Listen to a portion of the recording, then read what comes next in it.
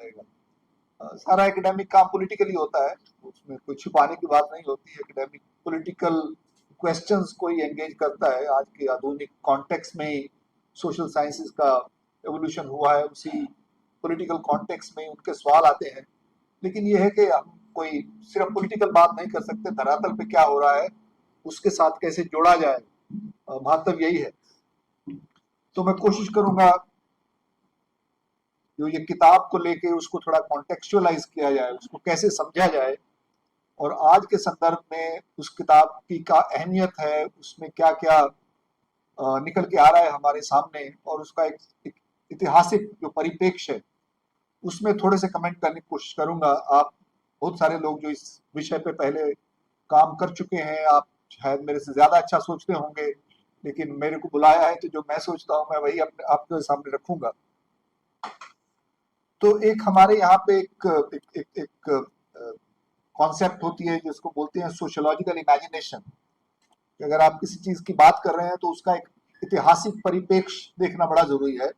दो चीजें होती है उसमें, एक ऐतिहासिक परिप्रेक्ष्य होता है, दूसरा वो जो ऐतिहासिक परिप्रेक्ष्य है वो हमारी अपनी जो बायोग्राफी है या अपनी जिंदगी है उसके साथ कैसे आके मिलता है। उसका जो एक किसी ना किसी तरीके से जो जो जो एक साथ में उसको लेके हमारी अपनी इमेजिनेशन बनती है, किस तरह से हम सोचते हैं, किस तरह से हम महसूस करते हैं, किस तरह से हम फील करते हैं, वो इमेजिनेशन में वो सब कुछ आता है। मैच नहीं करेगा और वो कोई जरूरी नहीं कि वो क्रिएटिविटी हो, आप क्रिएटिव लोग हैं, राइटर्स हैं, वो अलग चीज होती है, लेकिन सोशियोलॉजिकल इमेजिनेशन में एक जो धरातल पे जो हो रहा है उसको भी समझना बहुत क्रिटिकल हो जाता है। तो अगर इस किताब को देखा जाए तो ये किताब और अम्बेडकर, अगर आज के हम इस दुनिया में रह रहे हैं, हम मोरलेस सभी लोग भारतीय हैं, और ये भारतीय होने के लिए कहीं ना कहीं से हम सबके अंदर अम्बेडकर है, चाहे वो उसको एक्सेप्ट करें ना करें। जब हम नागरिकता की बात करते हैं, संविधान की बात करते हैं, इंसानियत की बात करते हैं, एकता की बात करते हैं, तो कहीं ना कहीं से अम्बेडकर उसमें आ जाता है। तो अम्बेडकर एक फाउंडेशनल थिंकर है किसी न किसी हिसाब से। अम्बेडकर का जो फाउंडेशनल जो इन्फ्लुएंस है हम सब पे या इस देश पे, इस देश के अपने जो संविधान में दिए गए जो 5 या 6 वैल्यूज हैं जिसको प्रियम्बल कहते हैं, वो अम्बेडकर कहीं ज्यादा उसमें प्रेजेंट है, गांधी से भी कहीं ज्यादा प्रेजेंट है उसमें। और वो जो हम गांव की बात करते हैं या जाति की बात करते हैं या शहरों की बात करते हैं, गांव की बात करते हैं, वैसे एक दूसरे के संबंध में, तो उस सब में कहीं ना कहीं हमारी अपनी जो आइडेंटिटी बनती है, तो उसमें अम्बेडकर एक बड़ा central character, central idea, central kind of politics उसके बीच में रहता है। तो उस कॉन्टेक्स्ट में देखा जाए तो ये जो किताब है एनिलिएशन ऑफ कास्ट, इसका क्या महत्व है। जैसे रामायण जी ने पहले बताया कि ये कोई साधारण किताब नहीं है, ये एक सिंबॉलिक किताब भी है, और उसको समझना, उसको कॉन्टेक्चुअलाइज करना बहुत यूजफुल रहेगा। तो एक तो जो इतिहास है किताब का, जो आपको पहले बताया गया कि जो 1936 में पंजाब में जब सोशल रिफॉर्म्स चल रहे थे तो लोगों को लगा कि हमें भी कास्ट की बात करनी चाहिए, पंजाब में भी थे। तो पंजाब में 2 तरह के या 3 तरह के सुधारक आंदोलन थे, एक सिखों के अंदर चल रहा था, मुसलमानों का भी चल रहा था, और एक हिंदू रिवाइवल चल रहा था जो आर्य समाज पंजाब में आता है, हिंदू महासभा आती है। तो उनको ये भी एंग्जाइटी थी कि किस तरह से जो पंजाब का दलित है वो कहीं क्रिश्चियन ना हो जाए, कहीं इस्लाम में ना चला जाए। बहुत सारा दलित इस्लाम में था, बहुत सारा क्रिश्चियनिटी में कन्वर्ट कर रहा था। तो ये आर्य समाज को बहुत एंग्जाइटी हो रही थी कि किस तरह से हम हिंदुओं में उसको लेके आए। ये जो वर्ड वाल्मीकि है फॉर एग्जाम्पल, ये हिंदू महासभा ने दिया था, जो लाल बेगी लोग थे उन लोगों को ये कोई इंटरनल शब्द नहीं है, ये हिंदू महासभा का दिया हुआ था। इसी तरह से जो लोग एक सेक्शन जिनको आप कबीरपंथी बोलते हैं, उनको भी उन्होंने कई सारे आइडेंटिटीज दिए। तो एक इतिहास है उसका भी तो बहुत काम हो चुका है, वो बहुत इंटरेस्टिंग, एक महत्वपूर्ण इतिहास है। तो वो एक कंपेटिटिव रिलीजियस रिफॉर्म मूवमेंट में किस तरह से उनको बुलाया जाता है कि हमें भी बात करनी चाहिए जाति उन्मूलन की, और आर्य समाज का क्लेम था जो बाद में निकल के आता है कि भाई हम तो सबको हिंदू धर्म में बांटना हिंदू धर्म में इकट्ठा करना चाहते हैं। और फिर वो रिवाइवल की भी बात करते हैं, और जो क्या नाम है पुराना जो शुद्धि की बात करना शुरू करते हैं, तो फिर दलित उनसे अलग होना शुरू हो जाते हैं। और तब तक पंजाब में एक अलग से दलित मूवमेंट भी खड़ा हो चुका था, धर्म मूवमेंट जिसको बोलते हैं, मंगूराम का, वो भी अपने आप एक बहुत महत्वपूर्ण आंदोलन था। उस कॉन्टेक्स्ट में उनको बुलाया गया था कि हाँ भी हम भी अपनी जाति के जो दलित कॉन्टेक्स्ट है उसको क्लेम करें, तो इसलिए वो अम्बेडकर को टॉलरेट करने को तैयार थे। और ये बात अम्बेडकर को बिल्कुल समझ थी। अम्बेडकर को कोई इल्यूजन नहीं था कि मेरे को इन्होंने बुलाया तो मेरी इज्जत करेंगे। वो कहता है मैं तो आ रहा हूँ, आपको गाली निकालूंगा, अगर गाली सुनने को तैयार है तो मैं आ जाऊंगा। वो कहते हैं हाँ जी प्लीज आ जाइए। लेकिन जब उसने गाली का टेक्स्ट बताया तो फिर वो घबरा गए कि नहीं नहीं, इतनी ज्यादा गाली हम नहीं सुन सकते आपसे, थोड़ी बहुत तो ले लेते, हमारी भी आप सुनते इस प्रोसेस में। उनका यही था कि हाँ भी आपस में कुछ डायलॉग होगा, ये बहुत ओब्लाइट फील करेगा कि हमने आपको बुलाया है, तो वो मिल के बैठेगा तो हम उसको अपने आप में मिला लेंगे। तो वो नहीं हुआ। बहुत अच्छी चीज थी उसका किताब का छपना, अम्बेडकर का ना जाना, उसने किताब का महत्व कई गुना बढ़ा दिया। अगर अम्बेडकर चले जाते, वहां पे भाषण दे जाते, थोड़ा बहुत झगड़ा होता, थोड़ा डिसएग्रीमेंट होता, वो अपना रिस्पॉन्स लिखते तो उतना अच्छा नहीं होता शायद।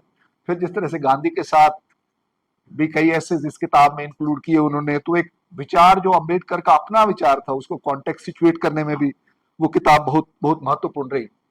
सो दूसरा कॉन्टेक्स्ट इस किताब का ये हो सकता है कि हम ये कहें कि भाई इस किताब में अम्बेडकर ने जाति को कैसे परिभाषित किया है, जाति के इतिहास को क्या बताया है, जाति और रेस के बारे में किस तरह से डिस्कशन किया है, जाति उन्मूलन के बारे में कैसे कहते हैं, हिंदू धर्म के बारे में क्या कहते हैं, वो सब कुछ है इस किताब में। बहुत इंपॉर्टेंट एकेडमिक रिसर्च के बेस पे ऐतिहासिक जो उनकी अपनी पढ़ाई थी उसको लेके, उस टाइम की जो पढ़ाई थी। आज के जमाने में ये नहीं कहेंगे कि रेस कोई साइंटिफिक चीज है, लेकिन उस टाइम पे अम्बेडकर कहते हैं, क्योंकि साइंटिस्ट कहते हैं रेस एक रियलिटी है, तो उस तरह की रियलिटी कास्ट नहीं है, वो भी अपने आप में अवधारणा उस टाइम की थी। आज अगर अम्बेडकर होते तो उसको रिवाइव कर लेते। Race is also a construct, जैसे कास्ट है, कास्ट की भी अवधारणा है, रेस की भी अवधारणा है, रेस कोई सच्चाई नहीं है। लेकिन क्योंकि उस कॉन्टेक्स्ट में बात कर रहे थे, वो जितना भी साइंटिफिक विजडम अवेलेबल था उसको लेके उस तरह से कास्ट की बात करते हैं, तो उसको एनालाइज किया जा सकता है। उस पर बहुत सारे लोगों ने लिखा भी है कि अम्बेडकर की जो जो समाज शास्त्र है उसमें वो किताब बहुत महत्व रखती है। जो अम्बेडकर भारतीय समाज की बात करते हैं, भारतीय समाज की जो इनइक्वालिटीज हैं, डिवीजन ऑफ लेबर नहीं है, डिवीजन ऑफ लेबरर्स हैं, और उस प्रोसेस में एक बहुत इंटरेस्टिंग किस्म का जो एक गैर बराबरी को लेके अपनी एक थियरी भी डेवलप करते हैं। उस पर उतना जितना महत्व उसको मिलना चाहिए हमारे एकेडमिक लाइफ में उतना नहीं मिला। हम लोग कुछ कोशिश कर रहे हैं उसको पुश किया जाए, लेकिन मेरे को लगता है कि वो अब और सामने आएगा, शार्पली आएगा।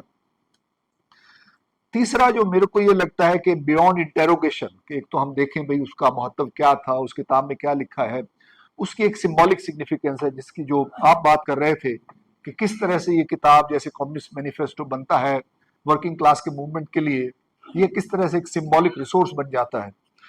और उसको सिर्फ ये नहीं कि एक किताब के तौर पे रखा जाता है, जब वो सिंबॉलिक रिसोर्स बन जाता है तो उसको एक अलग तरीके से पढ़ा जाना जरूरी है। जो मैं आज करने की कोशिश करूंगा वो ये है कि अम्बेडकर एक व्यक्ति थे, हमें मालूम है। अम्बेडकर अब एक भगवान भी बन गए, खुदा बन गए लोगों के लिए, सिंबॉलिकली वो एक सच्चाई है, और ऐसे ही बनते हैं खुदा, अम्बेडकर जैसे बन गए हैं।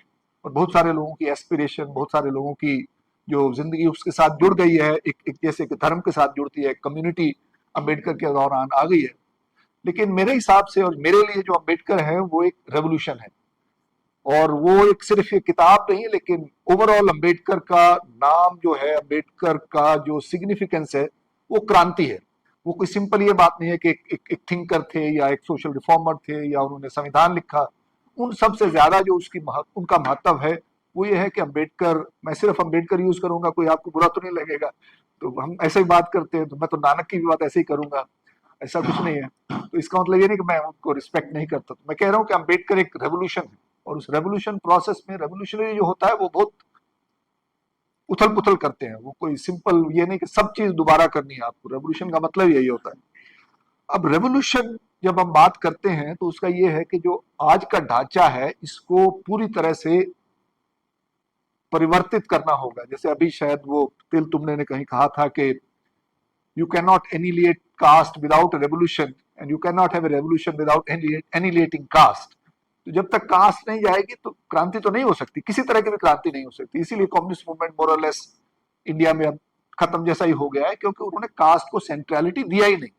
अब भारत जैसे समाज में आपको क्रांति लानी है और कास्ट की बात नहीं करेंगे। बहुत सारे लोग, मैं एग्रीकल्चर स्टडीज में काम करता हूँ, मेरी लड़ाई हो जाती है उनसे भी, बिना कास्ट के आप कैसे खेती की बात कर सकते हैं? ये पेजेंट क्या होता है? पेजेंट सोसाइटी तो इंडिया में है ही नहीं। इंडिया में तो कास्ट एग्रेरियंस हैं, किसी को जमीन है ही नहीं उनके पास। पेजेंट सोसाइटी सेंट्रल एशिया का कॉन्सेप्ट है, आप यहाँ पे आकर सुपर इम्पोज करते हैं बिना देखे। और वो सब चीजें जो हैं वो एक किसी ना किसी तरीके से अंबेडकर का जो रेवोल्यूशन की बात है उसकी एक विचारधारा भी है, उसकी एक पॉलिटिक्स भी है, उसकी एक कहीं ना कहीं से उसमें एक सपना भी है। और ये तीन चीजें बहुत जरूरी होती हैं रेवोल्यूशन लाने के लिए। रेवोल्यूशन लाया जाता है, रेवोल्यूशन समाज को क्रिएट करता है। रेवोल्यूशन जो मार्क्स ने जैसे कहा था कि साइंस के बेस पे होता है, साइंस कभी रेवोल्यूशन नहीं करती।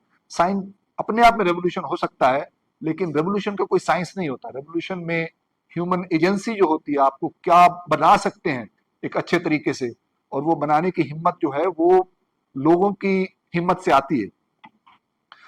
और उसको ना दो तरीके से, रेवोल्यूशन को मेरे हिसाब से दो तरीके से समझा जा सकता है। एक तो जैसे कि हम आमतौर पे टेक्स्ट बुक में लिखा जाता है कि रेवोल्यूशन एक मोमेंट है, एक टाइम है। 1917 में एक रेवोल्यूशन हुआ, 1900 कब हुआ था, चाइनीज रेवोल्यूशन 1949 में हुआ था, फ्रेंच रेवोल्यूशन हुआ था। अलग अलग तरीके से लोग 1947 को भी रेवोल्यूशन बोल सकते हैं। तो रेवोल्यूशन इज ए मोमेंट एक पर्टिकुलर टाइम पे। लेकिन असल में रेवोल्यूशन जो है उसको हमें समझना पड़ेगा रेवोल्यूशन एज ए प्रोसेस, कि रेवोल्यूशन अपने आप में नहीं हो जाता एक मोमेंट पे। Revolution is a moment, is a process.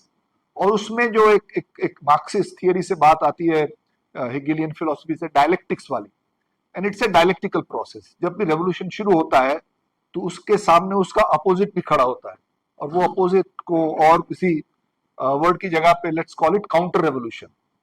तो ये अंबेडकर का रेवोल्यूशन है और साथ में काउंटर रेवोल्यूशन है। ये दोनों का आपस में एक कहीं ना कहीं से डायलेक्टिकल रिलेशनशिप है, बहुत झगड़ा आपस में चल रहा है।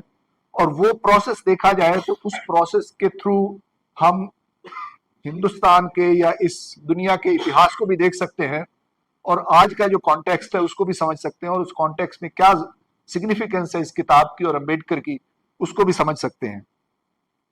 और इस जो डायलेक्टिकल प्रोसेस है अंबेडकर के रेवोल्यूशन का, या अंबेडकर एज ए रेवोल्यूशन का, तो उसमें मेरे को लगता है अगर ऐतिहासिक तौर पे देखा जाए तो मेरे को लगता है historically there are three moments in Indian history, या थ्री इंटेलेक्चुअल आइडियोलॉजिकल प्रोसेसेस। जब मैं बात करूंगा कास्ट की या रेवोल्यूशन की बात करेंगे या समाज की बात करेंगे, तो उसमें मेरे को लगता है दो लेवल होते हैं। एक जाति व्यवस्था है जिसपे मैंने इंपेरिकल काम किया है, जो ये बात कर रहे थे, और एक जाति विचार है।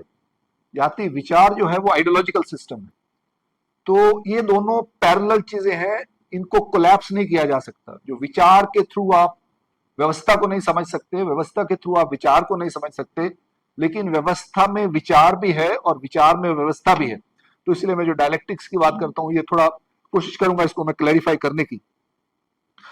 तो जो अंबेडकर रेवोल्यूशन की जब बात करते हैं हम, तो उसका अगर ऐतिहासिक परिप्रेक्ष्य देखा जाए तो अंबेडकर कहीं हवा से नहीं आए थे। अंबेडकर को ये नहीं है कि वो कोई एक धर्मात्मा पैदा हुए थे और उन्होंने अपने आप एक नया, उनको जैसे हम बात करते हैं बुद्धा की या बाकी सब प्रॉफिट्स की बात करते हैं कि उनको एक नई दिमाग में आई चीज जो ऊपर से आई और वो उन्होंने प्रचार करना शुरू कर दिया, ऐसी बात नहीं है। अंबेडकर का एक अपना हिस्टोरिकल कॉन्टेक्स्ट है, और वो हमारे कॉन्टेक्स्ट में देखा जाए तो उसकी शुरुआत अंबेडकर से नहीं होती। उसके as I said there are three very significant historical moments.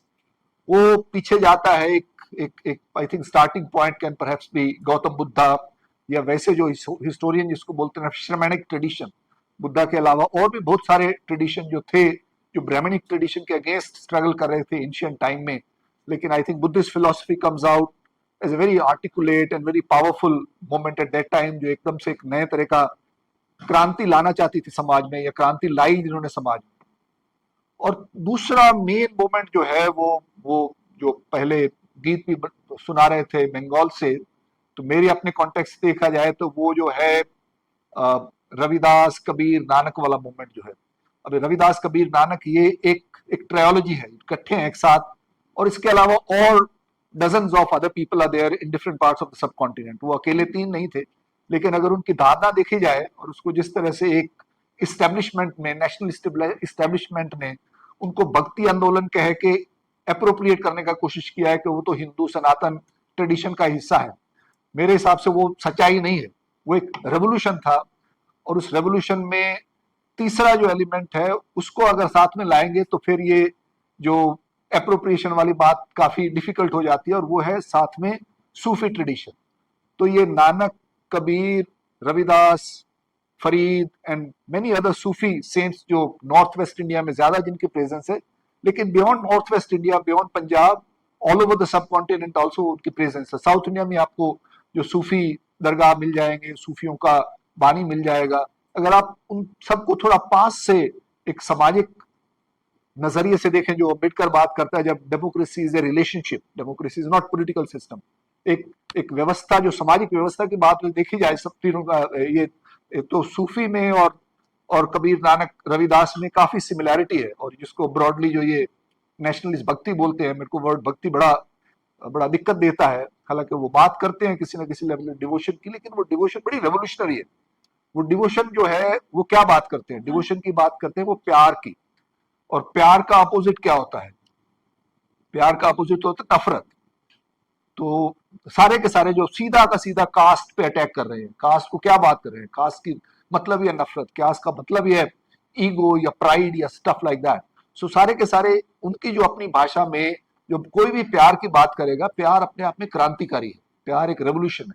प्यार का ये मतलब है सिर्फ रोमांटिक लव, प्यार का मतलब है हर human being is like somebody you should love and somebody you should expect love from। तो वो एक अपने आप में एक कोई भी प्रजातांत्रिक संबंध प्यार के बगैर जो होंगे वो एटोमाइजेशन हो जाएगा। After some time they will have no life, right. जो जब हम संबंधों की बात करते हैं, जब तक उसमें प्यार नहीं रहेगा, जो हम गाना सुन रहे थे, गीत सुन रहे थे, इमोशन के बगैर कोई संबंध नहीं अपने आप में मायने रखता। तो इसलिए ये बहुत रेवोल्यूशनरी बात है कि प्यार की बात करें। कबीर क्या कहता है, फरीद क्या कहता है, जे तय मारन मुक्के तिना न मारे कोम, अपनड़े कर जाई के पैर तिना दे चुम। So this was a revolutionary movement against violence, against conflict, against hatred. That I'm a human being, you are a human being. If I have done something wrong, please forgive me and tell me what is wrong with me. This is a kind of revolutionary statement about reworking relationships of violence into relationships of love. तो अब जो अंबेडकर का movement है, उसमें भी अंबेडकर अकेला नहीं है, बहुत सारे लोग हैं। अंबेडकर है, फूले है, पेरियार है, पंजाब के केस में मंगू राम भी है, और बाकी डजन्स मिल जाएंगे जो पूरे के पूरे उस कॉन्टेक्स्ट में। और ये सारे के सारे जो है एक बड़ा इंपॉर्टेंट क्या बोलते हैं, नेगोशिएशन कर रहे हैं अपने कल्चर से। जैसे अंबेडकर ने फाइनली बुद्धा को चुना, नानक की भी बात करते हैं, वो सिख की भी बात करते हैं, कबीर, रविदास बहुत इंपॉर्टेंट है इन सब लोगों के लिए। लेकिन इनका मूवमेंट हिस्टोरिकली कुछ और बन चुका था, और वो था दुनिया का इतिहास इस साइड में जा रहा था, वो उस पहले जो सो कॉल्ड मिडिवल टाइम में नहीं था।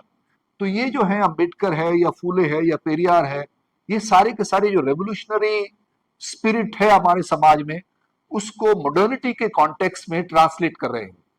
अब अंबेडकर के सामने एक नई रियलिटी आ गई है कि आज जो समाज को ऑर्गेनाइज करने के लिए एक नया ढांचा इवॉल्व हो रहा है, जिसको हम राष्ट्र कहते हैं या नेशन स्टेट कहते हैं। अब नेशन स्टेट का आना, नेशनलिज्म का आना ऐतिहासिक तौर पे एक बहुत रेवोल्यूशनरी बात थी। पहली बार ये पॉसिबल हुआ कि जिसमें आप आइडेंटिटी के बगैर, आप कौन है, रिलीजन क्या है आपका, एथनिसिटी क्या है, हालांकि लोग कहते हैं नेशनलिज्म के एथनिक ओरिजिन्स रहे हैं, लेकिन उसके बाद जो ये कॉन्स्टिट्यूशनल डेमोक्रेसी की बात आती है दुनिया में आफ्टर द अमेरिकन रेवोल्यूशन, और फिर जो पूरा का पूरा जो अंबेडकर बार बार फ्रेटर्निटी की बात जो कर रहे हैं, भाईचारा जो है अपने हमारे अंदर, जो एक क्या बोलते हैं, बंधुत्व, और वो सब चीजें जो है वो पहली बार उस तरह से आर्टिकुलेट की गई हैं, जो अभी तक आर्टिकुलेट नहीं हुई थी, किसी तरह भी उस तरीके से नहीं रखा था।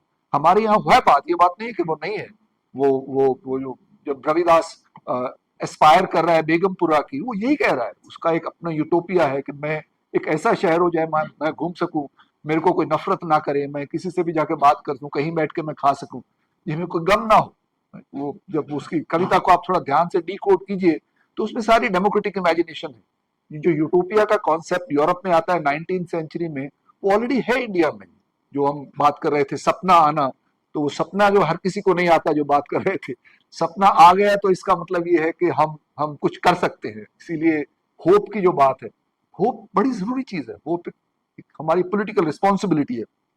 तो वो जो अंबेडकर का जो ये कॉन्टेक्स्ट है, वो इतिहास का भी है, वर्तमान का भी है, इंडिया का भी है, दुनिया का भी है, राजनीति का भी है, कास्ट का भी है, नेशन स्टेट का भी है, कम्युनिटीज का भी है। सारों को रीनेगोशिएट करके आप किस तरह से एक नया नया एक राजनीतिक तंत्र बनाएं जिसमें सारे के सारे लोग सिटीजन बन जाएं। अब सिटीजन बनना मतलब क्या है? सिटीजन अपने आप में एक बहुत important revolutionary kind of process है जिसमें everyone has equal rights.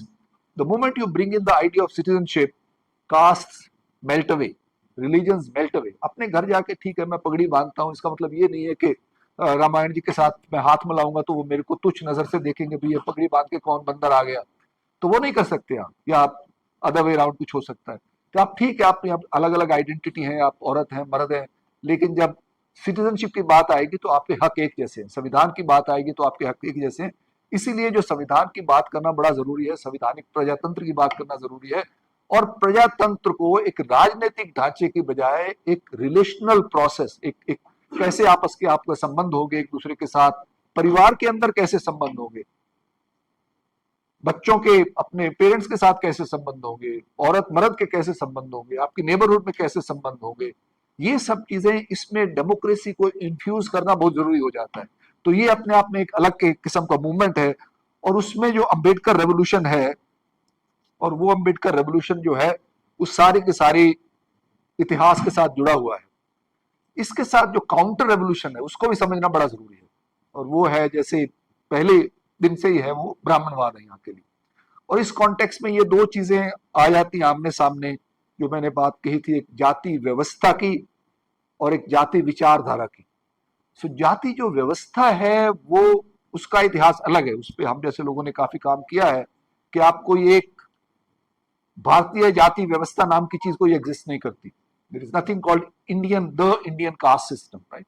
Her region का अपना एक जाति व्यवस्था है। वो अम्बेडकर की बात करता है इस किताब में कि हाँ भाई जो ब्राह्मण है तमिलनाडु का, उसका पंजाब के ब्राह्मण के साथ कोई लेना देना नहीं है, ना ही उनका जो स्टेटस हायरार्कीज है वो एक जैसी है। और इसका हमें इंपेरिकली बहुत पता है। और जाति व्यवस्था का जो लोकल कॉन्टेक्स्ट है वो अलग अलग है, क्योंकि उसका आर्थिक कॉन्टेक्स्ट अलग अलग है, इकोलॉजिकल कॉन्टेक्स्ट अलग अलग है।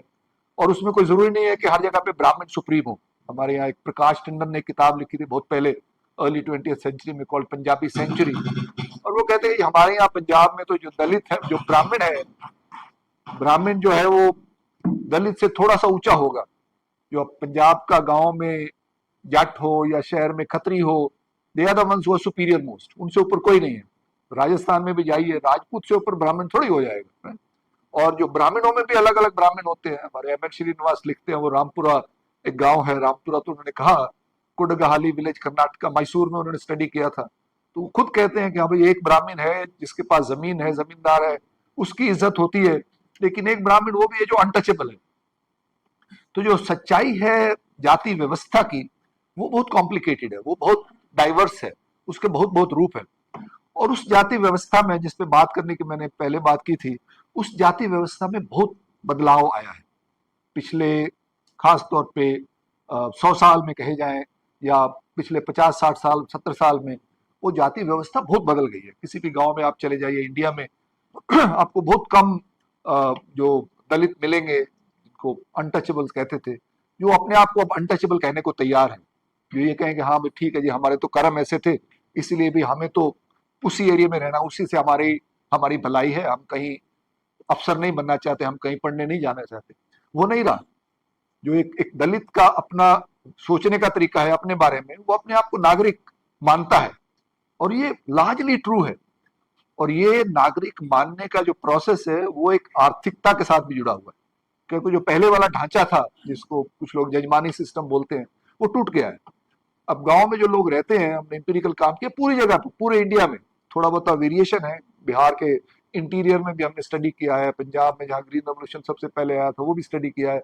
हर जगह पे जो पुराने गांव के संबंध होते थे वो टूट गए हैं, कोई डिपेंडेंसी नहीं है, ना तो वो किसी को मानता ही, ना ही कोई किसी में हिम्मत है कि उसको रुकवा सके।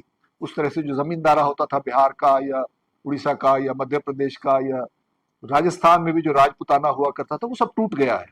ठीक है, एलिमेंट उसके हैं, ये नहीं कि खत्म हो गया है, लेकिन वो टूट गया है। टूटने के बाद भी काफी कुछ बचा रहता है, वो सब है। और वो टूटा है आर्थिक विकास के साथ, और खास तौर पे जो 1990 के दहाके तक एक नया जो एक दलित मध्यम वर्ग निकल के आता है, और वो अंबेडकर उसकी फाउंडेशन है, लेकिन जो रिजर्वेशन सिस्टम है वो फैसिलिटेट करता है उसको। और जो दलित मध्यम वर्ग की आवाज निकल के आती है वो है काशीराम। और वो दलित मध्यम वर्ग के साथ पूरा का पूरा जो उसका एक नैरेटिवाइजेशन है, जिस तरह से जाति की बात की जाएगी वो भी बदल जाता है। एक जाति पहले होती थी कि हाँ भाई जाति सिस्टम क्या है, तो उसके लिए आप ब्राह्मण जाके बताएगा कि जाति व्यवस्था यही है। लेकिन 1990 के बाद अगर आपको जाति को, सारी दुनिया में अगर जाति को समझना है तो उसके लिए आपको दलित ऑटोबायोग्राफी समझनी पड़ेगी। तो ये जो सिटीजनशिप वाला नैरेटिव है ये 1990 में आता है। तो ये बहुत सिग्निफिकेंट चेंज है। ये जैसे हम कह रहे थे उसी क्रांति का अनफोल्डिंग है। उस क्रांति के अनफोल्डिंग में रिलेशनशिप्स काफी चेंज हो जाते हैं, और रिलेशनशिप्स के चेंज के प्रोसेस में अपने आप एक डेमोक्रेटाइजेशन भी आता है। अभी हम पंजाब में एक स्टडी कर रहे हैं, गांव में, संगरूर के पास एक गांव है, उससे पहले मैंने हरियाणा भी काम किया है, बिहार में भी स्टडी किया है, हिमाचल में भी स्टडी किया है। हिमाचल में अभी भी कास्ट बहुत स्टिकी है, लेकिन बिहार और पंजाब और हरियाणा और साउथ इंडिया की बहुत सारी स्टडीज मैंने पढ़ी हैं। उसमें यह है कि जो गांव का जो ढांचा है उसमें खास तौर पे जो राजनीतिक ढांचा है, प्रजातंत्र जिसको बोलते हैं, हम उसको ज्यादा सिग्निफिकेंस नहीं देते, लेकिन रिजर्वेशन में बहुत क्रांति लाई है। अगर आपको सरपंच बनना है गांव का, अगर जो डोमिनेंट कास्ट है, जो पावरफुल कास्ट है, अगर उनको पावर में रहना है तो उसके लिए उसको दलित को अकोमोडेट करना बड़ा जरूरी हो जाता है, क्योंकि उनके अपने जो रिश्तेदार है वो तो बहुत सारे गांवों से छोड़ के शहर चले गए। अब वोटर कौन है गांव में, वोटर मिलेगा आपको, दलित मिलेगा या ओबीसी मिलेगा। बहुत सारे गांव इंडिया में अब ऐसे हैं, वो कम से कम भी 10, 15, 20, 25% हो गए जहां पे सो कॉल्ड अपर कास्ट रहे ही नहीं, है ही नहीं, अब कोई भी नहीं है, सब छोड़ के चले गए। बहुत सारे गांव हैं जहां पे सिर्फ दलित और ओबीसी रहते हैं। सिग्निफिकेंट उस तरह का सर्वे हुआ नहीं है, लेकिन अगर किया जाए तो बहुत सारे। तो इसलिए ये बहुत जरूरी हो गया है कि लोग आपस में एक दूसरे के साथ बात करें, उसके घर भी जाएगा, वो उसके घर भी जाएगा। अब एट्रोसिटीज भी होती हैं, कास्ट वायलेंस भी होती है, लेकिन कास्ट नेगोशिएशन, कास्ट अकोमोडेशन जिसको बोलते हैं वो भी बहुत होता है। तो जाति व्यवस्था के लेवल पे बहुत सिग्निफिकेंट डेमोक्रेटाइजेशन हो गया है इंडिया में। वो जो अंबेडकर रेवोल्यूशन जो है वो कहीं ना कहीं से ट्रांसलेट सच्चाई में हो रहा है। हम जितने मर्जी सिनिकल हो, जब आप जाके नीचे देखेंगे, किसी भी एक दलित मोहल्ले में चले जाइए, किसी गरीब से पूछिए, कहीं पे भी इंडिया में चले जाइए, आप बताइए पिछले 50 साल में आपकी जिंदगी में क्या बदला है। कोई 60, 70 साल, 80 साल के बंदे से बात की, या पिछले 40 साल में क्या बदला है। मैंने बहुत बार ये सवाल पूछा है, सारी इंडिया से पूछा, और कोई से ने भी ये नहीं कहा कि हाँ भी हम, हमारी हालत पहले से बिगड़ी है। जो गांव में रहता है, मैं शहरों की बात नहीं कर रहा, हम सब लोग तो अलग से बोलेंगे, लेकिन हाँ ठीक है जी, पहले तो खाना नहीं मिलता था, एक टाइम खाना मिलता था, कभी मिलता ही नहीं था। अब ये कि खाना मिल जाता है, ये हो जाता है, वो हो जाता है। अभी हमारी औकात है, हमारा वोट है, बराबर है। बहुत सारी चीजों पे लेवल पे वो एक जो क्रांति का है वो ट्रांसलेशन हो चुका है। लेकिन फाइनल जो बात मेरी है कि वो जो रेवोल्यूशन की बात है, अगर उसको रेवोल्यूशन को समझता है तो काउंटर रेवोल्यूशन को भी समझना बड़ा जरूरी है। ये कोई इतना सिंपल प्रोसेस नहीं है। जो बदलाव आया है, उस बदलाव के अगेंस्ट जो फोर्सेस हैं वो भी कायम है, वो हमेशा थी, वो खत्म नहीं हुई, और वो स्ट्रगल चल रहा है। वो स्ट्रगल किसी ना किसी लेवल पे काफी पावरफुल हो गया है। और उसमें जैसे मैंने कहा कि दो लेवल है, एक है जाति विचारधारा और दूसरी है जाति व्यवस्था। अब जाति व्यवस्था और विचारधारा का संबंध जो है वो कॉम्प्लिकेटेड है, इसको आप डिस्मिस नहीं कह सकते। ये नहीं कह सकते कि जाति विचारधारा का जाति व्यवस्था पे कोई असर नहीं पड़ता, पड़ता है असर। और जाति विचारधारा का जो रेल्म है उसमें अभी जो बात कर रहे थे हम सब लोग जानते ही हैं, जो काउंटर रेवोल्यूशन है वो इस टाइम पे काफी मजबूत है, और वो पहले से ज्यादा मजबूत हुआ है। और जो काउंटर रेवोल्यूशन, आप उसको हिंदुत्व कह लें, आप इसको हिंदू राइट विंग कह रहे हैं, जो मर्जी नाम देना है, लेकिन मेरे हिसाब से वो उस रेवोल्यूशन का डायलेक्टिकल अपोजिट है, काउंटर रेवोल्यूशन है, जो बड़े अलग अलग तरीके से वो उस रेवोल्यूशन को अपने अंदर अप्रोप्रिएट करने की कोशिश कर रहा है। लेकिन अप्रोप्रिएट करने के बाद उसका जो अल्टीमेट पर्पस है वो काउंटर रेवोल्यूशन ही है, कि वो हम प्रजातंत्र की बात करते हैं, नागरिकता की बात जो करते हैं, उसकी बात करने के बजाय हम सिर्फ अपना जो हमारा रहने का जो तरीका था, हमारा कौन सा था भाई, हम तो ऐसे थे ही नहीं कभी। लेकिन कहीं ना कहीं से एक जो कि भाई ये सब जो आजकल एक नया वर्ड जो आया है, डीकोलोनाइजेशन। डीकोलोनाइजेशन का क्या मतलब है? डीकोलोनाइजेशन का मतलब है कि सारी जो चीजें वेस्ट से आती हैं वो बुरी हैं, उनको निकाल के हमारा जो अपना नेटिव है, अगर हिंदी में बात कर रहे हैं, हिंदी भी तो एक कोई नेटिव लैंग्वेज नहीं है ना किसी की, इतनी तो बनी है। और खास तौर पे जो 12th-13th सेंचुरी में इवॉल्व हुआ है।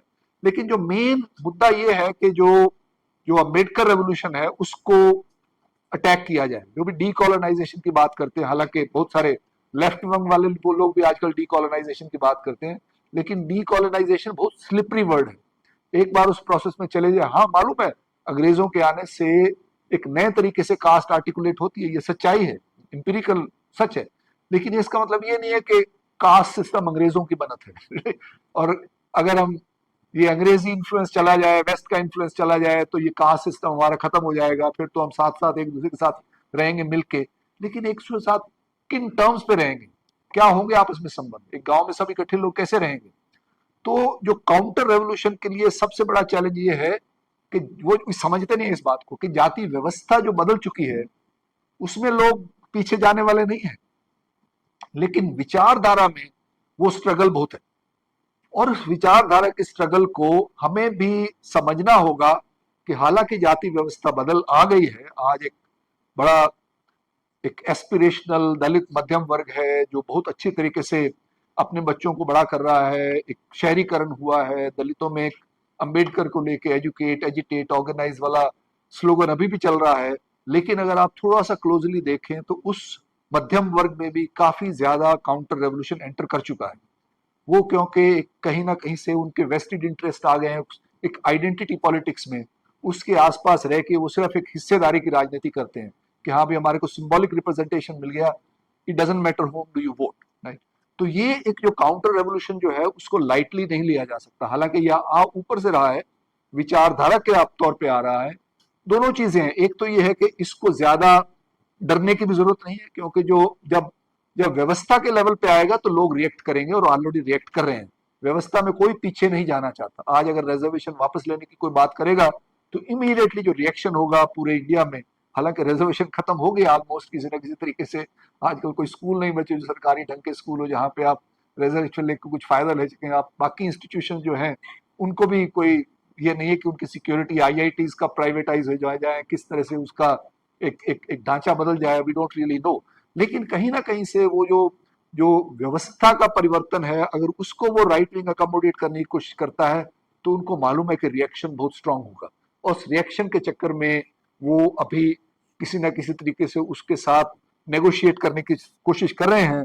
लेकिन जो काउंटर रेवोल्यूशन की जो रियलिटी है उसको सिर्फ एक फेक न्यूज तक लिमिटेड नहीं रहता।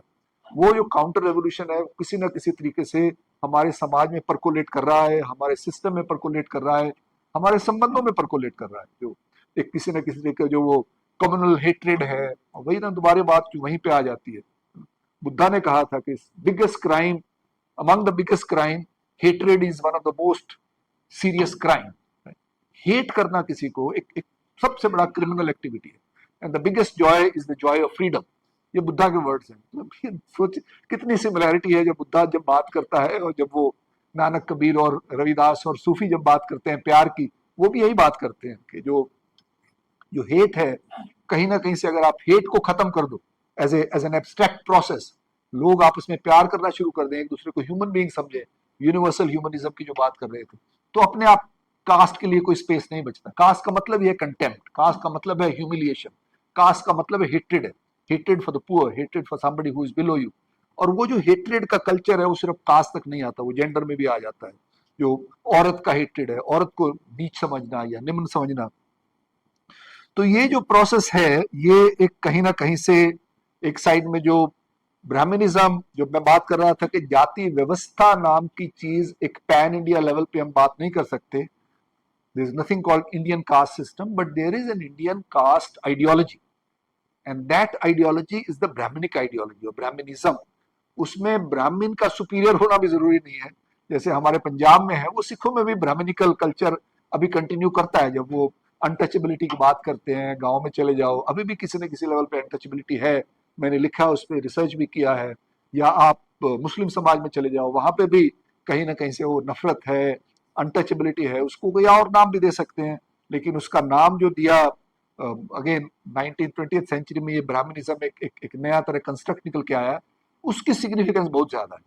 वो काउंटर रेवोल्यूशन का जो प्लेटफॉर्म है या काउंटर रेवोल्यूशन का जो जो फेस है वो आइडियोलॉजिकल है, वो विचारधारिक है, और विचारधारिक जो है उसको लाइटली नहीं लेना चाहिए। हालांकि संबंध बदल गए हैं, उनको उनको अटैक करना बहुत मुश्किल है, और वो एक अपने आप में फोर्स है, उसके अगेंस्ट काम कर रही है। लेकिन हमारे जैसे लोग जो है, हमारा जो स्पेस है विचारधारिक स्पेस है, हम सब लोग उसी विचारधारिक स्पेस पे ऑपरेट करते हैं। मैं जैसे रिसर्च करता हूँ, आप भाषण देते हैं या नाटक लिखते हैं या कविता कहानी लिखते हैं, तो वो सारा का सारा जो है विचारधारक स्पेस है, और उसको उसको उसको मजबूत करना जो है वो बहुत बहुत जरूरी है।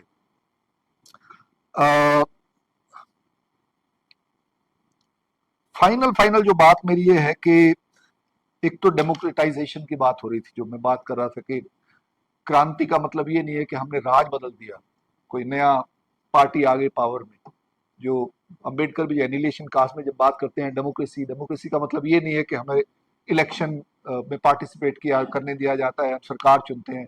Democracy is a relationship, democracy एक संबंध है, डेमोक्रेसी कहीं ना कहीं से हमारा एक विचार है, डेमोक्रेसी एक सोचने का तरीका है, एक इमोशन है, किसी ना किस तरह से आप रिलेट करते हैं, एक औरत को आप किस तरह से कंफर्टेबल फील कराते हैं, अनकंफर्टेबल फील कराते हैं, ये हर जगह पे हर मोमेंट पे एक बच्चे के साथ आप कैसे रिलेट करते हैं, वो डेमोक्रेटिक स्पिरिट जो है उसको कैसे कल्टीवेट करें।